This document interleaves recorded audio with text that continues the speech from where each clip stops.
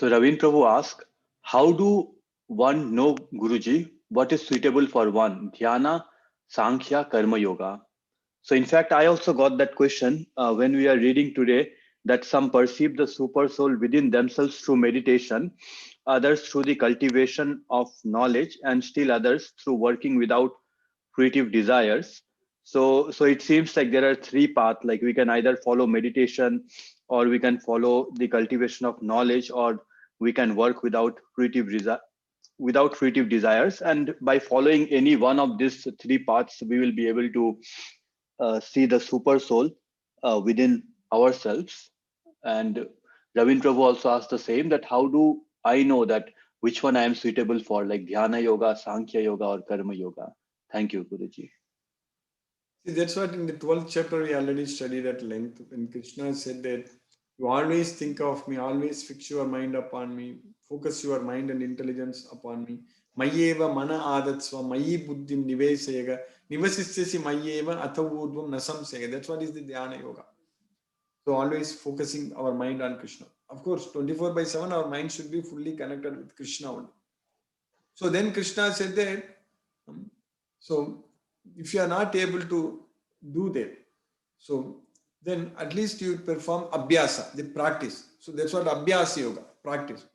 Atachittam samadhatum nasaknosi mayi stiram abhyasa yogena tata mamichaptum dhananjaya. So that way you develop a desire to attain me. That's what Krishna said. So abhyasepi asamartosi matkarma paramo bhava madartamapi karmani kurvan siddhim avapsasi. If you are not able to follow the practice of abhyasa, then you directly engage in my devotional service. So matkarma paramo bhava madartamapi karmani kurvan siddhim avapsasi. So if you perform work for me, then you will achieve perfection. Then अतैत्यपि असक्तोसि कर्तुं मद्योगम आश्रितः सर्वकर्म फलत्यागम ततः कुरु यथात्मवान्. So if you are not able to अतैत्यपि असक्तोसि, without any attachment, if you are not able to perform devotional service unto me, madhyogam ashritah, kartum madhyogam ashritah, then sarvakarma palatyagam, then you renounce all the results of the activities. So sarva tata kuru yatatmavan. So then be situated in yourself. That's what Krishna is saying. That's what is the karma yoga. Karma yoga, you perform, act, do your duty and give up the results.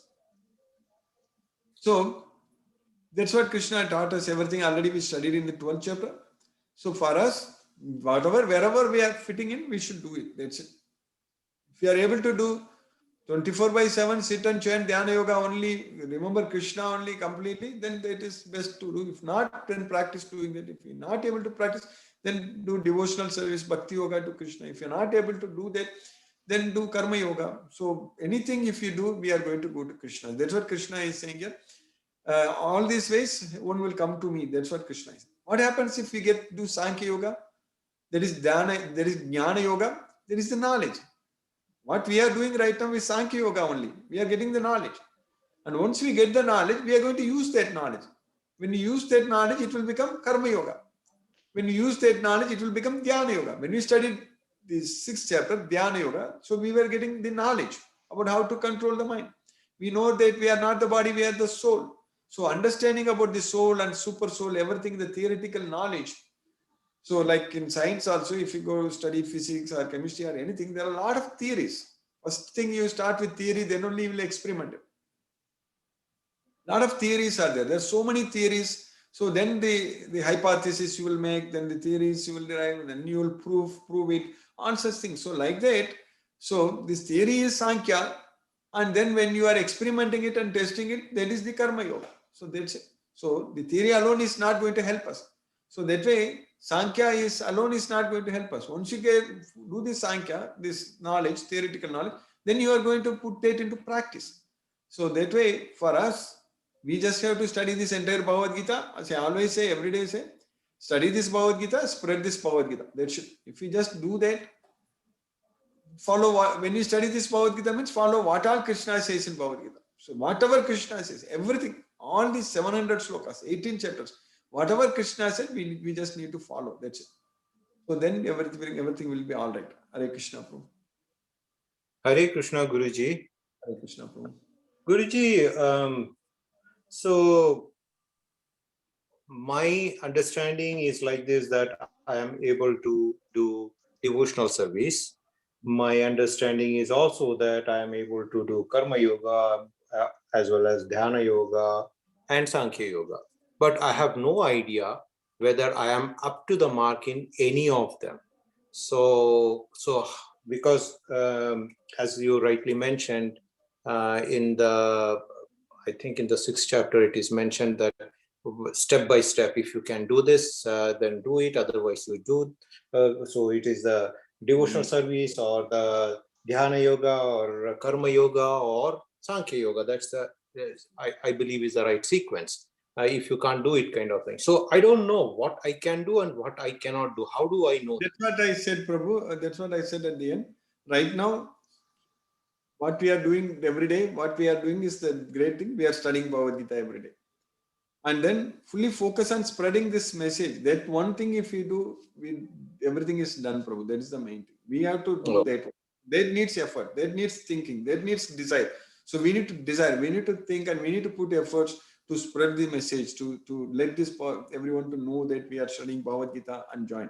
So now we are, so many devotees are able to join in Bhagavad Gita because a lot of devotees are putting efforts, and Timir Prabhu is putting so much of efforts. He's spending a lot of money in advertising, Facebook, a lot of things he's putting, and so because of that, so many devotees. But if all of us are also able to put more and more efforts on this front, just spreading this Bhagavad Gita, so then there will be so many devotees. We will be able to give this knowledge. Krishna is saying that if you do this, then you are very much dearer to me. There is no one else can become dearer to you. So this service, if we do it very nicely, so everything else will automatically fall in place, bro. That's what we should. See, Prabhupada at that age, very old age, he took such a big challenge, risk to come to US and start this ISKCON. And then at that age, he circled the globe 12 times, 14 times in 12 years. And he established this Bhagavad Gita. He wrote this Bhagavad Gita, ISKCON, all those things.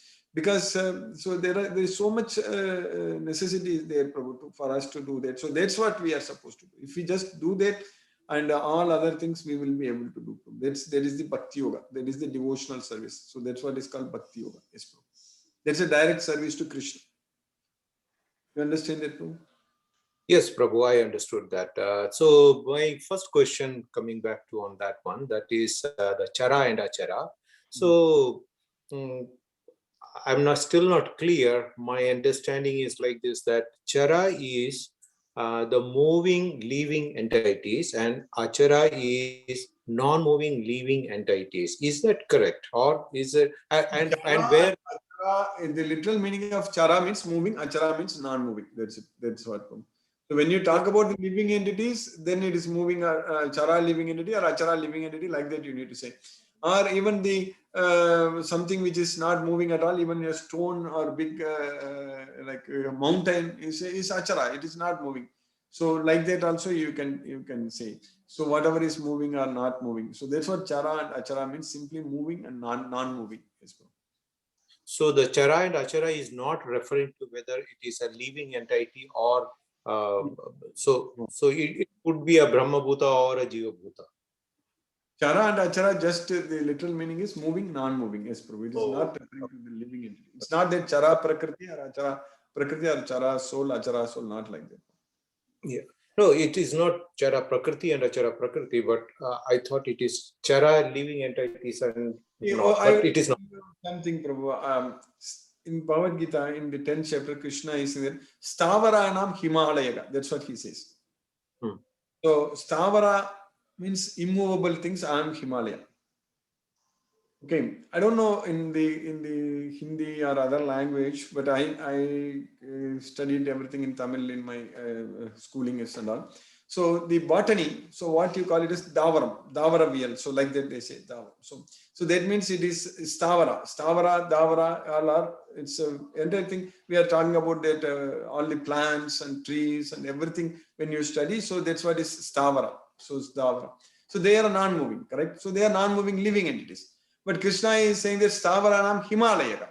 So of all the immovable things, I am Himalaya. So Himalaya is a mountain, correct?